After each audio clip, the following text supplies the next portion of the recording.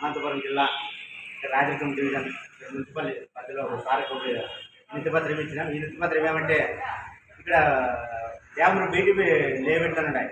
Dam రోడ్కి పోతే left సైడ్లోనూ ఒక నెలన్నర అయింది నీళ్ళు లేక. ఇంకా పత్తెళ్ళు కట్టేది సనా ఉన్నాయి, దానికి ప్లాస్టిక్లు ఉన్నాయి, దానికి గుణాలు వేసుకున్నట్టు సనా ఉన్నాయి.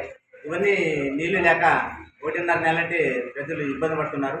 నీళ్ళు లేకుంటే వాళ్ళ పరిస్థితి ఏమి, ఇళ్ళలో ఉండే వాళ్ళ జీవనం ఏమి, ఇల్లు కట్టుకునే వాళ్ళ జీవనం ఏమి, గుణాలు వేసుకునే వాళ్ళు వాళ్ళ పరిస్థితి ఏమనేది ఈ రాయలసీమ కమ్యూనిస్ట్ పార్టీ వచ్చి ఈరోజు ఒకటి సార్ గారికి ఒక వినతి పత్రం ఇచ్చినాం. ఈరోజు దీనిపైన ఏమంటే ఇప్పుడు మన రాయలసీమకి మన రాష్ట్రానికి మన ముఖ్యమంత్రి ఉన్నాడు చంద్రబాబు నాయుడు సార్ గారు. ఆయన ఏం చేస్తున్నారంటే 13,000 కోట్లు వచ్చినాయి. మన ప్రభుత్వ మనకి 13,000 కోట్లు వచ్చినాయి.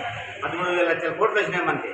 మన రాయలసీమకి రవాణా పంపించడం లేదు. మరి ఆ డబ్బులు పంపికినే కదా మన రాయలసీమకి వెనకడుగు పడుతుండేది అనేది రాయలసీమ కమ్యూనిస్ట్ పార్టీ ఈరోజు అడుగుతుంది. ఈరోజు ఈదులైట్లు లేవు. అక్కడ ఆ ప్రాంతంలో ఈదులైట్లు లేవు. మున్సిపాలిటీ అంతా ఎక్కడ చూసినా వీధులైట్లు లేవు.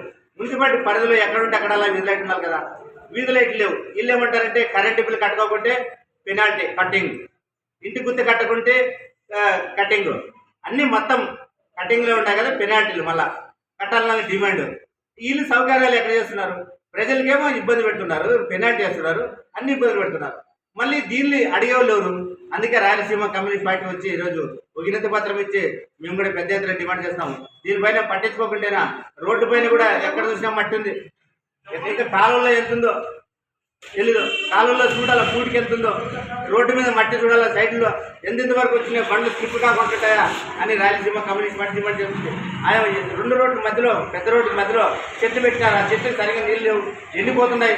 ఈ మున్సిపాలిటీకి వచ్చిండే ఆర్థిక మంత్రి ఉంటారు కదా, ఇవన్నీ చూడాలి కదా అనేది రాయలసీమ కమ్యూనిస్ట్ పార్టీ డిమాండ్ చేసి రోజు అడుగుతుంది.